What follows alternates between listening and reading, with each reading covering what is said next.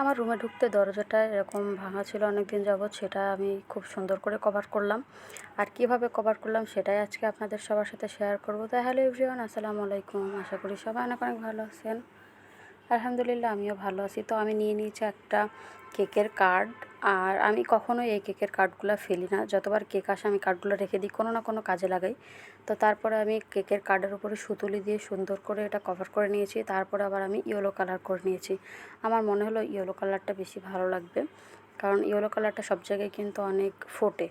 তারপর ইয়েলো কালারের সাথে আমি কম্বিনেশন করলাম হচ্ছে পার্পল কালার, কারণ ইয়েলোর উপরে পার্পল কালারটাও দেখেন কতটা সুন্দর লাগতেছে। তো আমি এটা দিয়ে খুব সুন্দর করে লিখে নিলাম সুইট হোম। লেখাটা কেমন হয়েছে অবশ্যই কমেন্টে জানাবেন। আর তারপরে আমি চারদিক থেকে এরকম ডলার বসিয়ে নিচ্ছি। আমার এই ডলারটা ছিল হচ্ছে স্কোয়ার শেপের, তো সেটাও আমি বাঁকা করে বসাইলাম। আমার মনে হলো সোজা করে বসানোর থেকে একটু এভাবে বসালে মনে হয় ভালো লাগবে। আর ডলারটা বসালাম যাতে হচ্ছে ডোরমেটটাকে খুব সুন্দর করে একটা গ্লেজ দেয়, খুব ভালো লাগবে দেখতে। এর জন্য আমি একদম চারদিক করে রাউন্ড করে আমি এই ডলারটা একটা একটা করে বসিয়ে নিলাম। তো কাজের ফাঁকে পেজ নিয়ে একটু কথা বলি। সেটা হচ্ছে আমাদের রিলস ভিডিও আপলোডের পাশাপাশি কিন্তু মাঝে মাঝে বড় ভিডিও আপলোড করতে হবে, কারণ আমরা যখন মনিটাইজেশন পেয়ে যাব তখন কিন্তু মনিটাইজেশনটা বেশি দিন থাকবে না যদি আমাদের পেজে বড় ভিডিও না থাকে। এর জন্য রিলস ভিডিও আপলোডের পাশাপাশি ছবি, এমনি লিখিত পোস্ট, তারপরে বড় ভিডিও পোস্ট করতে হবে।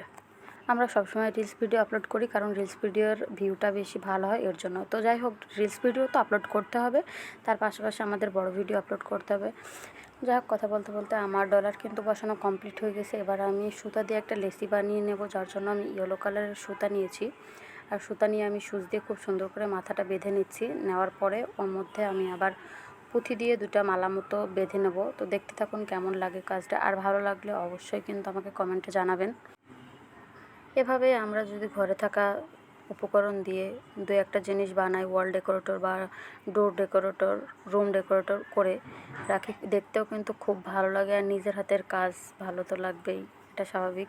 এবার এটা আমি মাঝ বরাবর খুব সুন্দর করে সেলাই করে নেব যাতে খুলে পড়ে না যায়। তো একটা একটা করে এভাবে আমি 3টা করে নিয়েছি, দেখুন কতটা সুন্দর লাগতেছে। তো পিছনের পাটটায় আমি একটা সাদা কাগজ কেটে সেটা হচ্ছে লাগিয়ে নিব, কারণ পিছনের পাটটা একটু লেখালেখি ছিল, দেখতে খারাপ লাগতেছিল, যদিও এটা ওয়ালের দিকেই থাকবে। তারপরেও আমি খুব সুন্দর করে এটা কভার করে দিলাম। কভার করা শেষ করে এটা আমি দরজায় লাগিয়ে নিব। এই কাজগুলো আমি খুব ভালো পারি না, তারপরেও চেষ্টা করতেছি করার। আর এই ফার্স্ট টাইম করতেছি, এভাবে আমি চেষ্টা করব।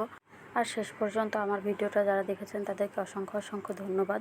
তারপরে এই তো দেখুন, রুমে ঢুকতে যে দরজাটা একটু ভাঙা ছিল সেটাতে আমি এটা সুন্দর করে বসিয়ে দেওয়ার পর এটা কেমন লাগতেছে। এখন কিন্তু লুকটা পুরোই চেঞ্জ। কেমন লেগেছে অবশ্যই কমেন্টে জানাবেন। সবাই সুস্থ থাকবেন, ভালো থাকবেন। আল্লাহ হাফেজ।